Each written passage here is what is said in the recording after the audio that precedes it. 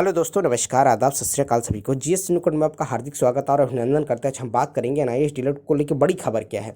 सबसे पहली बार ऐसा हुआ है कि एनआईएस संस्थान जो कि कोर्स कराया था एनआईएस डीएलएड, उन्होंने एक जवाब दिया है। पहली बार उन्होंने एक जवाब दिया है, जो सबसे बड़ी खबर भी है। और ये एनआईएस डीएलएड विद्यार्थियों के लिए की अच्छी खबर भी हो सकती है, क्योंकि उन्होंने साफ साफ इस चीज़ को मेंशन भी किया है इसमें कि जो हमने ओडीएल के माध्यम से कोर्स कराया वैलिड है और हमने सारी चीज़ों को, रूल रेगुलेशन को फॉलो कर कराया। हाँ, लेकिन कहीं जो त्रुटि हुई है वो कारण क्या था, चलिए आपको दिखाते हैं। ये उनका नोटिस है, उनका एक रिप्लाई है।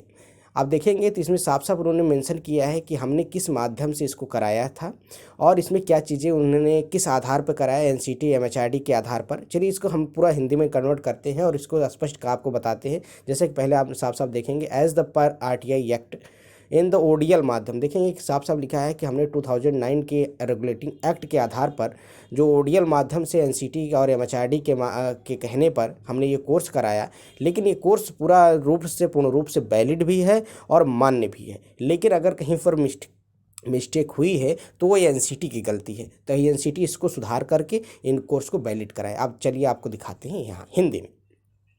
आरटीआई अधिनियम 2009 के अनुसार कोई भी शिक्षक जिसके पास अधिनियम के तहत अनिवार्य न्यूनतम योग्यता नहीं है, वो सेवा में बने रहने की अनुमति नहीं दी जाएगी।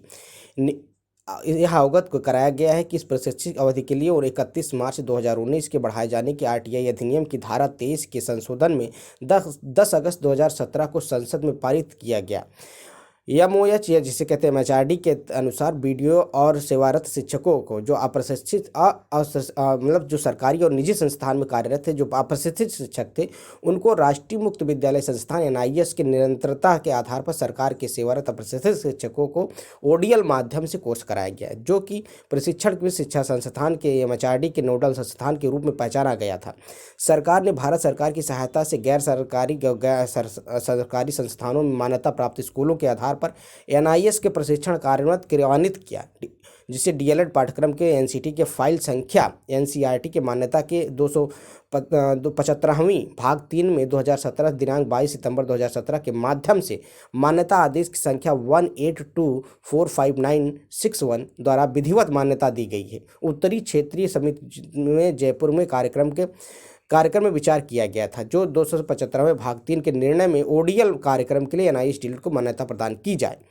कहने का मतलब साफ साफ इसमें उन्होंने इस चीज़ को मेंशन किया है, यह कोर्स वैलिड भी है और मान्यता प्राप्त है और सब चीज़ें। लेकिन मुद्दा कहाँ बनता है? हालांकि भारत के राजपत्र के प्रकाशन से संबंधित अपेक्षित जानकारी एनसीईटी प्रभाग के या ओडीएल शिक्षा मंत्रालय के प्राप्त की जा सकती। कहने का मतलब सिर्फ मुद्दा यही था।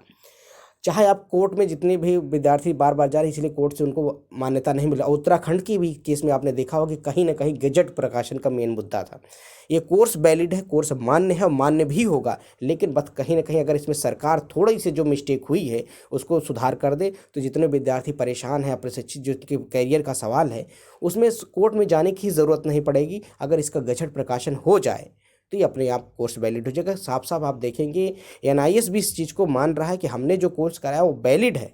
जो एनआईएस को समय अधिकारी थे वो भी कह रहे थे, और इस बार जवाब में उन्होंने स्पष्ट किया है कि जो हमने कोर्स कराया वो वैलिड है, लेकिन राजपत्र में प्रकाशन ना होने के कारण है और एनसीटी, तो कहीं ना कहीं ये एनसीटी संस्थान भारत सरकार, इसलिए विद्यार्थियों को ज़्यादा से ज़्यादा, जैसे आपने देखा नंदन बोहरा बार बार प्रयास कर रहे थे कहीं ना कहीं गजट प्रकाशन हो और कोर्स वैलिड हो। खबर यही थी। अगर वीडियो पसंद है चैनल को लाइक करें, ज़्यादा से ज़्यादा अपने दोस्तों में शेयर करें। शिक्षक भर्ती के अपडेट के लिए चैनल